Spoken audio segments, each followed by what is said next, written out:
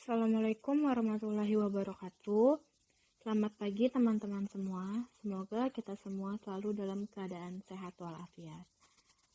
Baik, di sini kami dari kelompok 2, yaitu saya sendiri Amelia Mulati Wasis, lalu yang kedua ada Rika Novelina, yang ketiga ada Laili Fitri Apriliani, dan yang keempat ada Gesti Datubara. Kami akan mempresentasikan mengenai sistem pencatatan piutang dan sistem retur penjualan kredit. Oke, yang pertama-tama ini kita membahas tentang sistem pencatatan piutang. Pengertian piutang menurut Mulyadi tahun 2008, halaman 87, piutang merupakan klaim kepada pihak lain atas uang, barang, atau jasa yang dapat diterima dalam jangka waktu 1 tahun atau dalam satu siklus kegiatan perusahaan. Piutang timbul akibat adanya penjualan jasa dan barang secara kredit, bisa juga melalui pemberian pinjaman. Piutang menunjukkan terjadinya penjualan secara kredit yang dilakukan perusahaan sebagai salah satu upaya perusahaan dalam meningkatkan penjualan.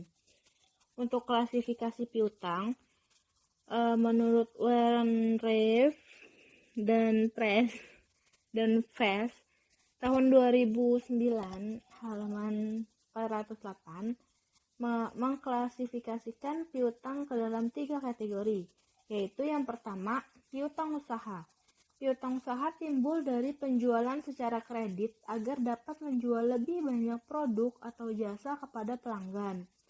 Transaksi paling umum yang menciptakan piutang usaha adalah penjualan barang dan jasa secara kredit.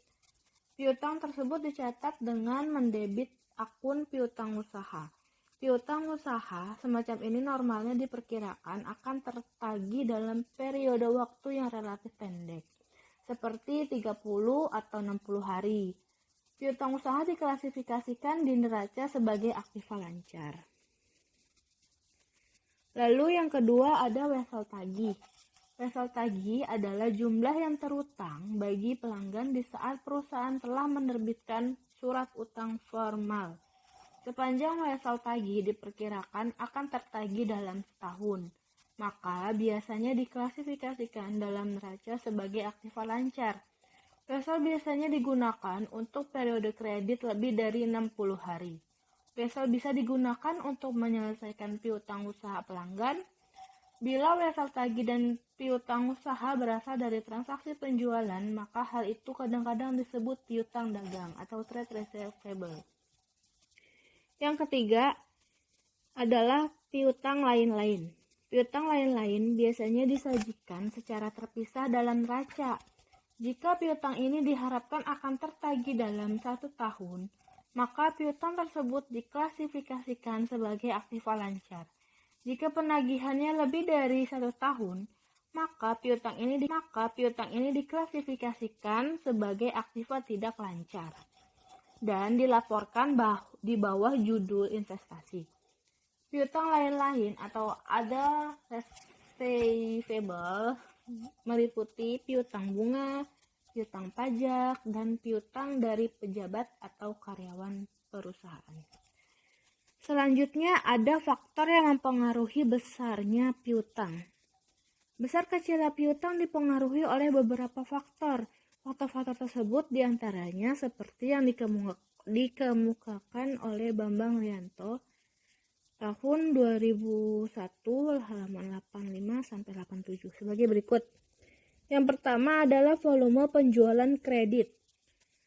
Semakin besar proporsi penjualan kredit dari keseluruhan penjualan, memperbesar jumlah investasi dalam piutang. Yang kedua, syarat pembayaran penjualan kredit. Syarat pembayaran penjualan kredit dapat bersifat ketat atau lunak. Apabila perusahaan menetapkan syarat pembayaran yang ketat, berarti perusahaan lebih mengutamakan keselamatan kredit daripada pertimbangan profitabilitas. Yang ketiga, ada ketentuan tentang pembatasan kredit. Dalam penjualan kredit, perusahaan dapat menetapkan batas maksimal bagi kredit yang diberikan kepada para langganannya. Yang keempat, ada kebijaksanaan dalam mengumpulkan piutang. Perusahaan dapat menjalankan kebijaksanaan dalam pengumpulan piutang secara aktif atau pasif. Perusahaan yang menjalankan kebijaksanaan secara aktif harus mengeluarkan uang yang lebih besar untuk membiayai aktivitas pengumpulan piutang. Sebaliknya, jika perusahaan menggunakan kebijakan secara pasif, maka pengumpulan piutang akan lebih lama, sehingga jumlah piutang perusahaan akan lebih besar. Yang kelima adalah kebiasaan membayar dari para langganan.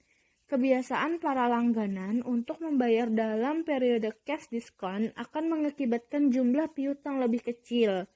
Sedangkan langganan membayar periode setelah cash diskon akan mengakibatkan jumlah piutang lebih besar karena jumlah dana yang tertanam dalam piutang lebih lama untuk menjadi kas. Lalu ada perputaran piutang. Apa sih perputaran piutang? Perputaran piutang adalah masa-masa penerimaan piutang dari suatu perusahaan selama periode tertentu. Piutang yang terdapat dalam perusahaan akan selalu dalam keadaan berputar.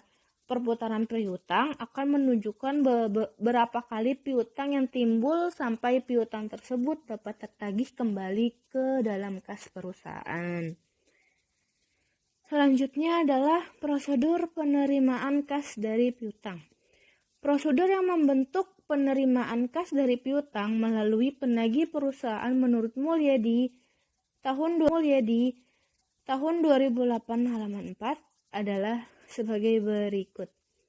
Yang pertama adalah bagian penagihan memberikan daftar piutang yang sudah saatnya ditagih kepada bagian penagih.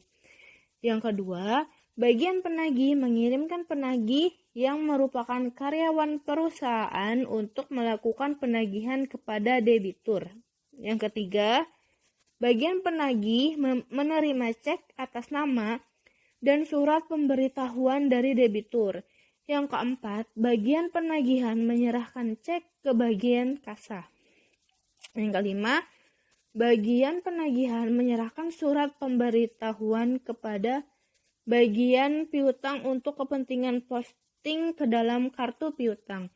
Yang keenam, bagian kasa mengirimkan kwitansi sebagai tanda penerimaan kas kepada debitur. Yang ketujuh, bagian kasa menyetor cek ke bank. Setelah cek tersebut dilakukan endorsement oleh pejabat yang berwenang. Dan yang terakhir adalah bank perusahaan melakukan clearing atas cek tersebut ke bank debitur. Dokumen yang digunakan sebagai dasar pencatatan ke dalam kartu piutang menurut Mulyadi ada 4 macam, yaitu faktur penjualan, bukti kas masuk, memo kredit, bukti memorial atau jurnal voucher. Catatan akuntansi yang digunakan. Catatan akuntansi yang digunakan untuk mencatat transaksi yang menyangkut piutang menurut Mulyadi ada 5 macam. Yang pertama, jurnal penjualan. Yang kedua, jurnal retur penjualan. Yang ketiga, jurnal umum. Yang keempat, jurnal penerimaan kas. Dan yang kelima, kartu piutang. Metode pencatatan piutang terbagi menjadi 4 macam. Yang pertama, metode konvensional. Yang kedua, metode posting langsung, yang terbagi menjadi 2 golongan, yaitu metode posting harian dan metode posting periodik. Dan yang ketiga, metode pencatatan tanpa buku piutang. Dan yang terakhir, metode pencatatan piutang dengan komputer. Sistem retur penjualan kredit. Penjualan kredit. Dalam transaksi penjualan kredit, jika order dari pelanggan telah dipenuhi dengan pengiriman barang atau penyerahan jasa, untuk jangka waktu tertentu perusahaan memiliki piutang kepada pelanggannya. Kegiatan penjualan kredit memungkinkan perusahaan menambah volume penjualan dengan memberikan kesempatan kepada para pembeli membelanjakan penghasilan yang akan diterima mereka pada masa yang akan datang. Sistem penjualan kredit dengan kartu kredit perusahaan. Ini biasanya digunakan oleh toko pengecer. Kartu kredit perusahaan ini diterbitkan oleh perusahaan tertentu untuk para pelanggannya. Pelanggan akan diberi kartu kredit perusahaan setelah melalui seleksi berdasarkan kemampuan membayar kredit dan karakternya. Pelanggan dapat menggunakan kartu kredit ini untuk membeli barang hanya pada perusahaan yang menerbitkan kartu kredit tersebut. Fungsi yang terkait dalam sistem penjualan kredit dengan kartu kredit perusahaan. 1. Fungsi kredit. Fungsi kredit melakukan pengumpulan informasi tentang kemampuan keuangan calon anggota dengan meminta fotokopi rekening koran bank, keterangan gaji atau pendapat calon anggota yang dari perusahaan tempat ia bekerja. Yang kedua, fungsi penjualan.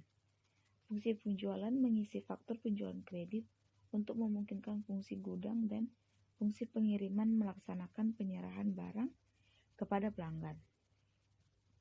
Yang ketiga, fungsi gudang. Fungsi ini menyediakan barang yang diperlukan oleh pelanggan sesuai dengan yang tercantum dalam tembusan faktur penjualan kartu kredit yang diterima dari fungsi penjualan. Yang keempat, fungsi pengiriman. Fungsi ini bertanggung jawab untuk menyerahkan barang dengan kuantitas, mutu, serta spesifikasi yang sesuai dengan yang tercantum dalam tembusan faktur penjualan kartu kredit yang diterima dari fungsi penjualan. Yang kelima, fungsi akuntansi. Fungsi ini bertanggung jawab untuk mencatat transaksi bertambahnya piutang kepada pelanggan ke dalam kartu piutang berdasarkan faktur penjualan kartu kredit yang diterima dari fungsi pengiriman. Dan yang keenam, fungsi penagihan. Fungsi ini bertanggung jawab untuk membantu surat tagihan secara periodik kepada pemegang.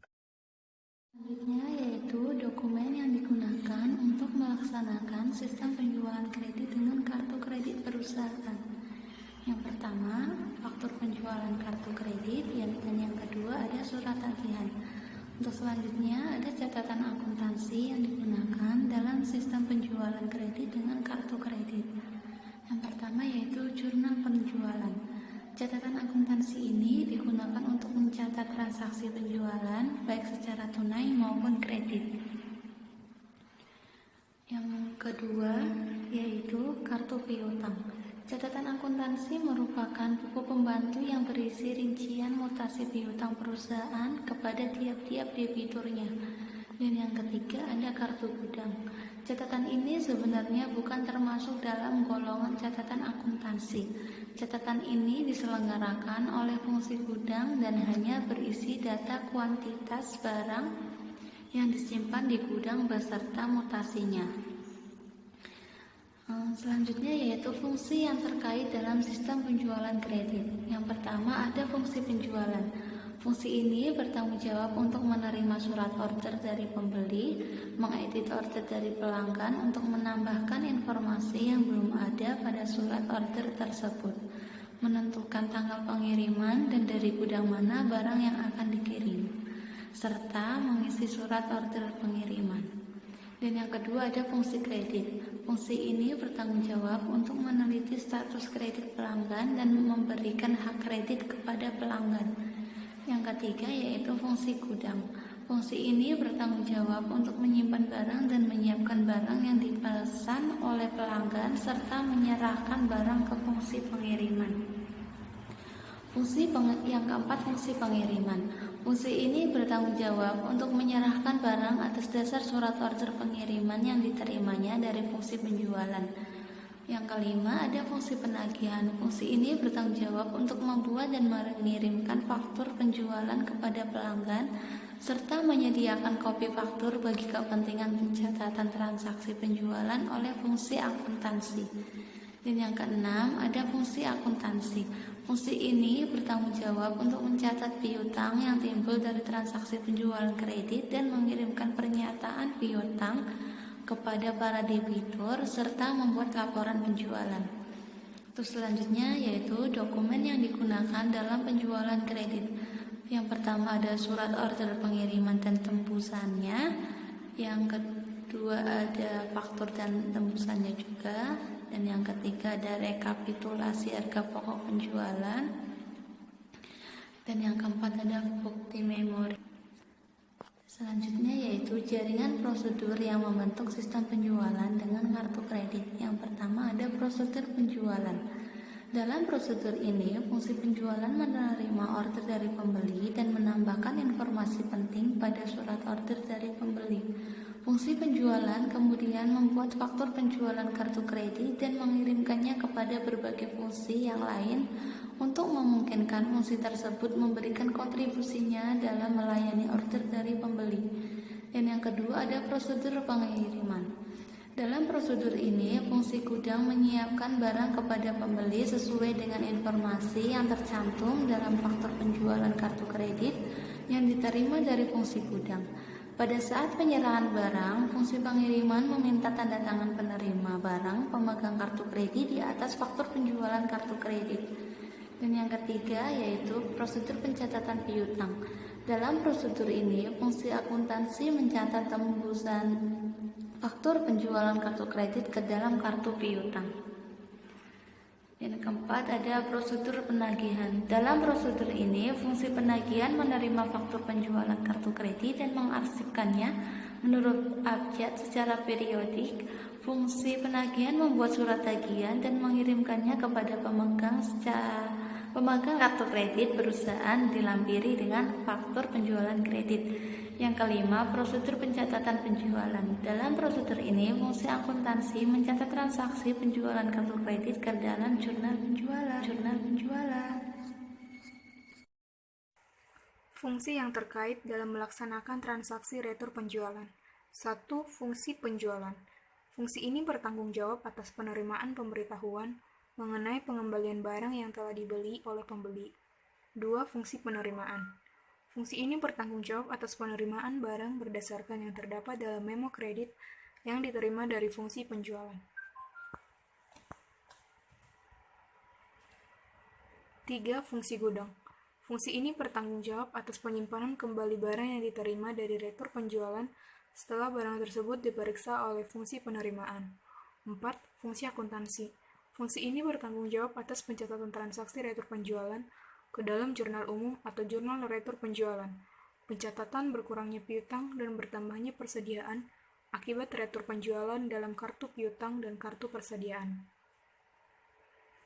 Catatan akuntansi yang digunakan dalam transaksi retur penjualan. 1. Jurnal umum atau jurnal retur penjualan. Berkurangnya pendapatan penjualan dan piutang dagang akibat transaksi retur penjualan dicatat dalam jurnal umum, atau jika perusahaan menggunakan jurnal khusus maka dicatat dalam jurnal penjualan. 2. Kartu piutang. Catatan akuntansi ini merupakan buku pembantu piutang yang dalam transaksi retur penjualan digunakan untuk mencatat berkurangnya piutang kepada debitur tertentu akibat dari transaksi tersebut. 3. Kartu persediaan. Catatan akuntansi ini merupakan buku pembantu persediaan yang dalam transaksi retur penjualan digunakan untuk mencatat bertambahnya jenis persediaan produk jadi tertentu akibat dari transaksi tersebut. 4. Kartu gudang. Catatan ini diselenggarakan oleh bagian gudang untuk mencatat bertambahnya jenis persediaan produk jadi tertentu akibat dari transaksi retur penjualan. Jaringan prosedur dalam sistem retur penjualan. 1. Prosedur pembuatan memo kredit. Fungsi penjualan membuat memo kredit yang memberikan perintah kepada fungsi penerimaan untuk menerima barang dari pembeli tersebut dan kepada fungsi akuntansi untuk mencatat pengurangan piutang kepada pembeli.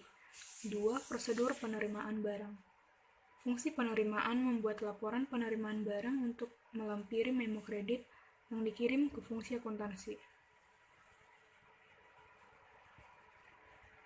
3. Prosedur pencatatan retur penjualan.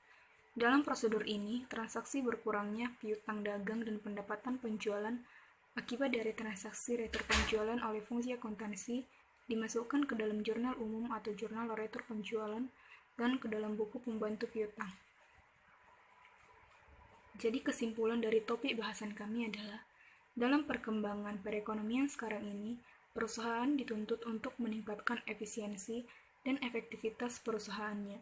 terutama dalam sistem pencatatan piutang dan sistem retur penjualan kredit. Sistem pencatatan piutang dan sistem retur penjualan kredit termasuk sistem akuntansi penting yang harus didesain dalam perusahaan. Disebabkan sistem pencatatan piutang dan penjualan kredit merupakan sumber pendapatan perusahaan. Piutang merupakan aktiva lancar yang diharapkan dapat dikonversi menjadi kas dalam satu tahun atau dalam satu periode akuntansi. Piutang pada umumnya timbul dari hasil usaha pokok perusahaan, namun selain itu, piutang juga dapat ditimbulkan dari adanya usaha dari luar kegiatan pokok perusahaan. Dalam transaksi penjualan kredit, jika order dari pelanggan telah dipenuhi dengan pengiriman barang atau penyerahan jasa untuk jangka waktu tertentu perusahaan memiliki piutang kepada pelanggannya. Demikianlah teman-teman, hasil dari kelompok 2 mengenai topik sistem pencatatan piutang dan sistem retur penjualan kredit. Jika ada pertanyaan, bisa diletakkan pertanyaan di Google Classroom. Terima kasih.